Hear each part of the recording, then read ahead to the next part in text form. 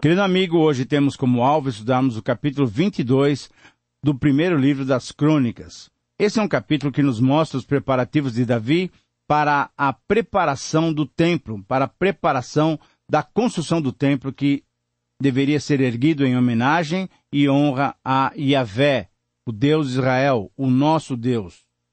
Esse era o desejo do coração de Davi, de honrar a Deus, construindo-lhe um templo adequado para que glorificasse a pessoa amorosa e bondosa do nosso Deus. Mas foi-lhe dito que ele mesmo não teria esse privilégio, mas sim o seu descendente imediato, aquele que iria reinar em seu lugar depois da sua morte, isto é, Salomão. Ele sim teria o privilégio de construir o templo dedicando-o a Deus. Mas é muito interessante verificarmos também, mais uma vez, o coração de Davi. Quando nós lemos na palavra de Deus que Davi era um homem segundo o coração de Deus, com certeza essa frase nos chama a atenção. O que tinha em Davi tão especial que agradava o coração do Senhor? Nós precisamos verificar mais uma vez o coração de Davi. Mesmo sabendo que ele não construiria o templo, que era o seu grande projeto de vida, e que somente o seu filho é que teria esse privilégio e também essa responsabilidade, sabendo que Salomão era ainda muito novo e desejando no fundo do seu coração honrar a Deus por todos os benefícios que o Senhor lhe dera, sabe o que aconteceu? Davi não se furtou a nada. Davi não perdeu o ânimo. Davi não perdeu a expectativa de tornar realidade aquilo com que ele sonhava há muito tempo, isso é, de construir um templo para honrar o Senhor. Com todo empenho, ele fez todos os preparativos para que o templo fosse construído com a maior dignidade.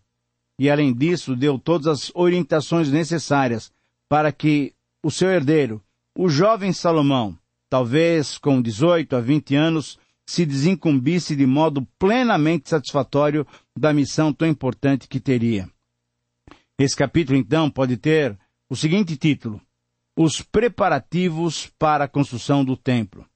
Os preparativos para a construção do templo.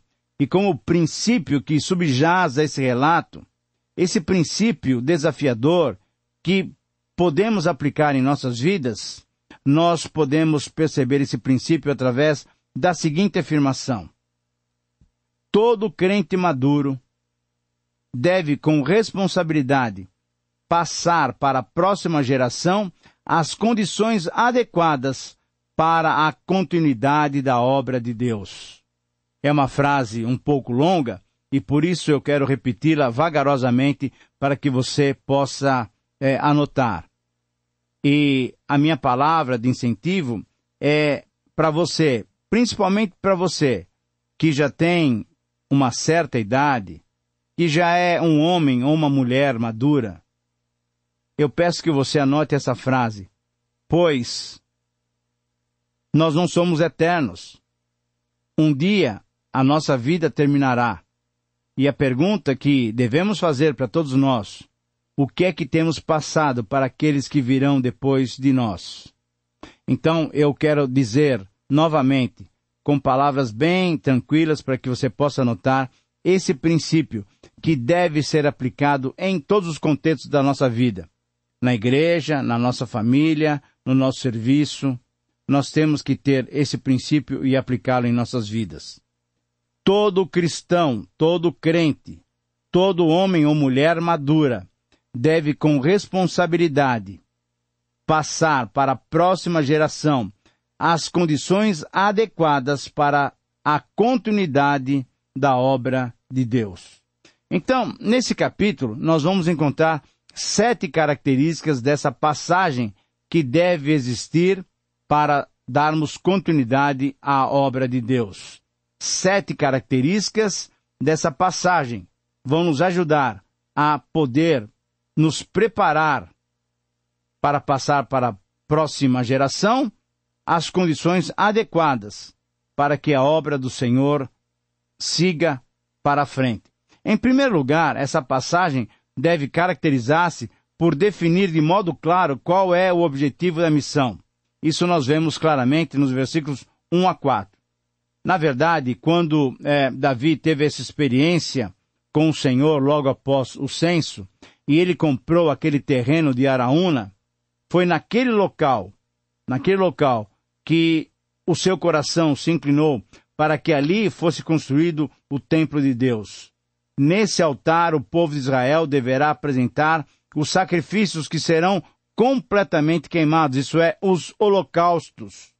Davi, então, definiu claramente qual era o objetivo da missão.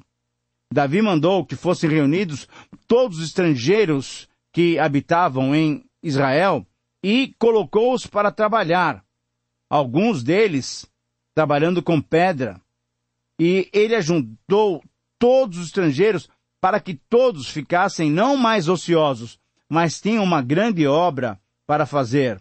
Muitos trabalharam com a alvenaria, muitos trabalharam com a metalurgia, e com certeza muitos tinham que trabalhar com a madeira. E o povo de Tiro e de Sidom mandou uma grande quantidade de toras, de árvores de cedro, para que Davi pudesse construir essa linda casa ao Senhor. Era o seu sonho. Lembrando que, mesmo que Davi não fosse construir, veja o coração de Davi. Ele estava preparando tudo para que Salomão, seu filho, pudesse realmente erguer um templo digno do nome do Senhor. Em segundo lugar, essa passagem para a próxima geração deve caracterizar-se por providenciar o necessário para darmos continuidade à obra do Senhor. Nos versículos 5 a 7, nós encontramos exatamente esse relato. Então, Davi mandou chamar o seu filho Salomão e ordenou que ele construísse um templo para o Senhor Deus de Israel e disse o seguinte: meu filho, eu quis construir um templo em honra ao Senhor meu Deus, mas ele me disse que eu não construiria. Você sim construiria. Mas eu tenho preparado tudo. Todo o material.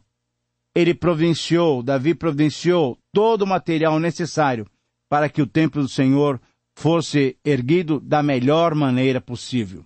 Por isso, em terceiro lugar, essa passagem para a próxima geração deve caracterizar-se por reconhecer claramente o limite da nossa própria missão.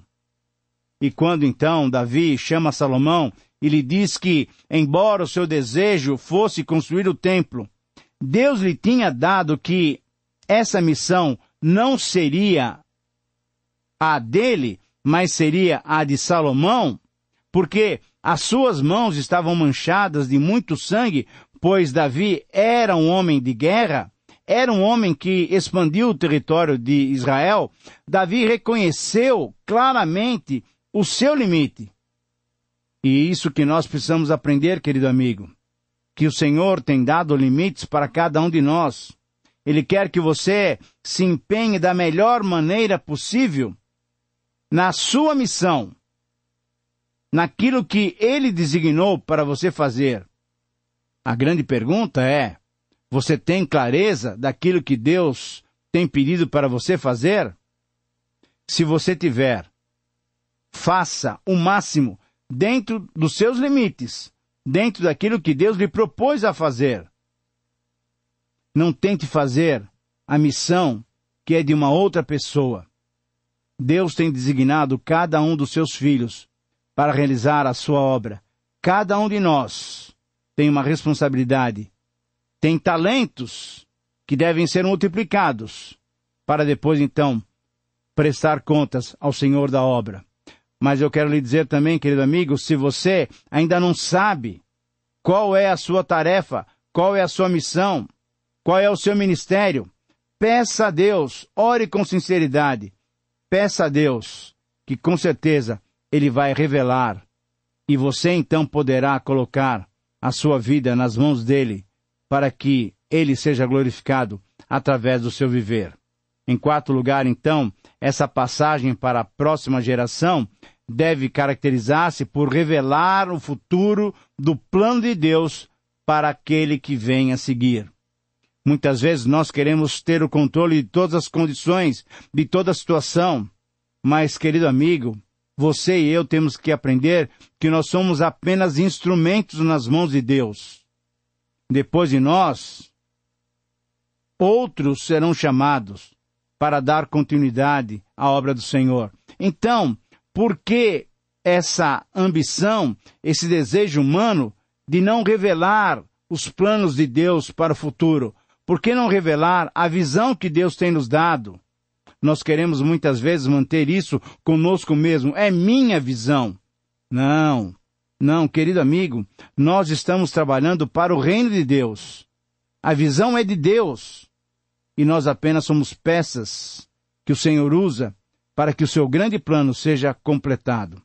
Portanto, devemos passar com muita tranquilidade, revelar o futuro do plano de Deus para aqueles que vêm a seguir. Nos versículos 9 e 10, nós encontramos essa colocação. Davi, falando com Salomão, disse o seguinte: olha, Salomão, Deus me fez uma promessa. Embora ele dissesse que eu não levantaria o templo para ele, Deus me fez uma promessa. Ele disse o seguinte: você terá um filho que governará em paz, porque eu farei com que ele viva em paz com seus inimigos. Ora, essa era uma palavra muito interessante para o jovem Salomão ouvir. Ele, Salomão, reinaria e reinaria em paz, porque o próprio Deus colocaria os seus inimigos numa condição de paz para com Israel. O nome dele será Salomão.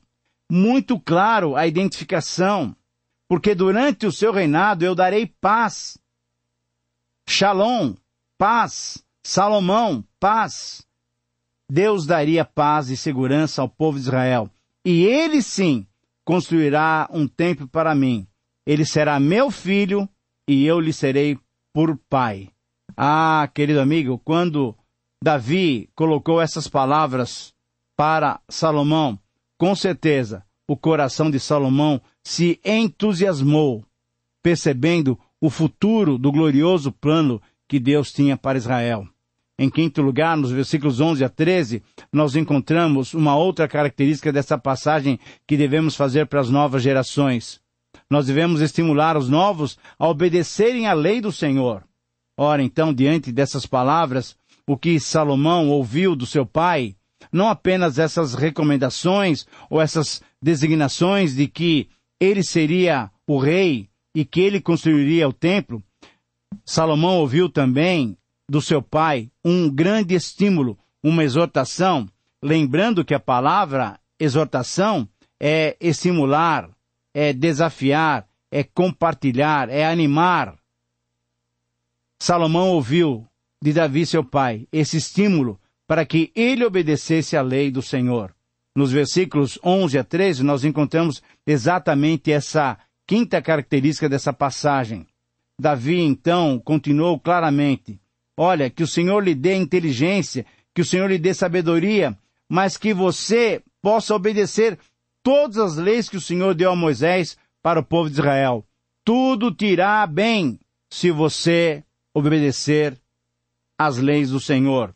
Seja forte, seja corajoso, seja obediente. Não te desanimes. Querido amigo, nós precisamos passar para a nossa geração, para a geração futura, esse aspecto importante, mas é importante que isso aconteça se você tem vivenciado. Se você é um cristão, é um homem, uma mulher de Deus, que tem obedecido a Deus, com certeza você poderá passar esse desafio e essa orientação. Obedeçam sempre o Senhor, porque o Senhor os abençoará. Em sexto lugar, essa passagem deve se caracterizar por desafiar os novos a se colocarem à disposição para a obra do Senhor.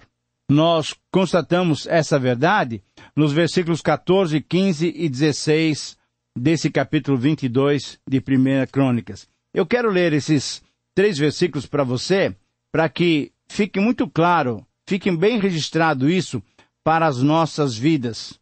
Nós temos que desafiar os novos a se disponibilizarem para dar continuidade à obra do Senhor.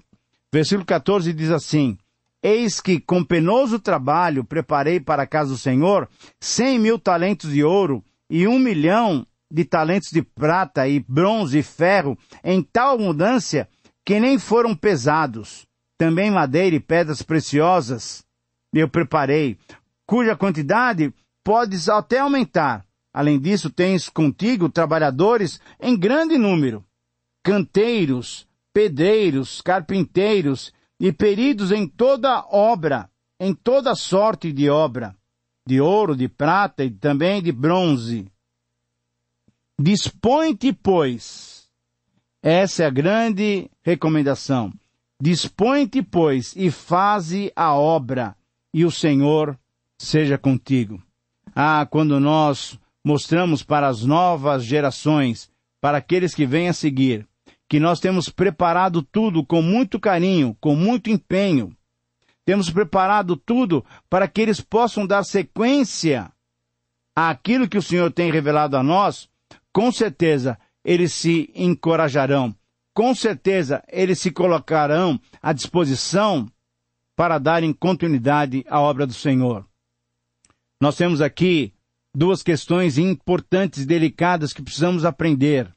Primeiramente, nós temos que mostrar que nós nos dispusemos a fazer o máximo dentro da nossa missão, dentro da tarefa que nos foi designada. Sim, nós temos que mostrar para a nova geração que nós fizemos o máximo e que nós preparamos o terreno para que eles pudessem vir a seguir. E assim, uma segunda questão é que nós devemos desafiá-los a que eles também, seguindo até o nosso próprio exemplo, se disponibilizem para dar sequência à obra do Senhor. Eu lembro-me daquelas passagens em que Paulo se refere a ele mesmo como exemplo e simulando os cristãos a viverem de modo digno. Imitai a mim, pois que eu imito o Senhor.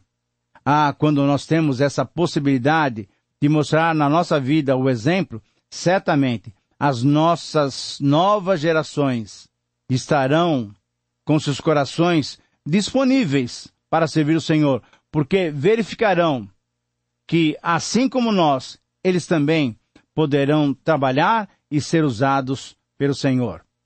Finalmente chegamos já praticamente ao final do nosso programa, e nos versículos 17, 18 e 19, nós temos então uma sétima característica dessa passagem. Quando passamos o nosso ministério para a nova geração, para a geração que vem a seguir de nós, em sétimo lugar, nós devemos nos caracterizar por estimular a todos a buscarem a Deus com toda intensidade. Nos versículos 17, 18 e 19, nós encontramos exatamente isso que Davi fez. Davi, na verdade, convocou todos os líderes de Israel. Estava falando com Salomão, mas ele apela para que todos os líderes de Israel, aquelas pessoas com responsabilidades de coordenar junto com o rei, aqueles 5 milhões, talvez, de israelitas, que todos eles ajudassem a Salomão. E Davi claramente disse o seguinte para eles: olha, Deus, o nosso Senhor, Ele tem estado com cada um de nós, tem estado com vocês. Eles têm dado paz por todos os lados. E Davi realmente tinha sido o rei que tinha conquistado a paz através das suas muitas batalhas. Ele tinha conquistado paz em todos os seus vizinhos territoriais. Nenhuma nação estava, nesse momento, em guerra contra Israel. O Senhor tem dado para vocês a possibilidade de conquistar todos os povos que moravam nessa terra. E agora eles são dominados por Israel, e não o contrário. Eles são dominados por vocês, Davi está falando para a liderança de Israel, e são dominados por Deus. Deus é quem evita o nosso inimigo. Querido amigo, nós precisamos aprender isso e precisamos crer nisso. A batalha nossa não é nossa, mas sim é batalha de Deus. Portanto, Davi recomenda: portanto, sirvam o Senhor, seu Deus, com todo o coração, com toda a alma, com todo empenho, e comecem sim a construir o templo para que possam colocar nele a arca da aliança do Senhor. E você, querido amigo, sabe que a arca era um símbolo marcante da presença de Deus no meio do seu povo. Esse templo todo seria construído para que no lugar do Santo dos Santos houvesse um lugar especial para se colocar a arca. A arca simbolizava a presença de Deus no meio do seu povo. O templo todo deveria ser construído. O tabernáculo tinha sido construído, mas era passageiro e era móvel. Todo o templo seria dedicado ao culto ao Senhor, à adoração ao Senhor. Que nós possamos estimular a todos a buscarem a Deus com toda intensidade. A adoração a Deus, o louvor a Deus, a gratidão a Deus deve ser feita com o nosso coração, com a nossa alma, com toda a nossa força. Querido amigo, que Deus possa lhe abençoar e que você possa ser um exemplo de vida para que a nova geração possa também se dedicar completamente, com toda a intensidade, ao serviço do Senhor. Nós terminamos mais um programa com muita gratidão em nossos corações. Desejamos a você que o Senhor lhe conceda condições de aplicar essa mensagem à sua vida. Um grande abraço e até o próximo programa.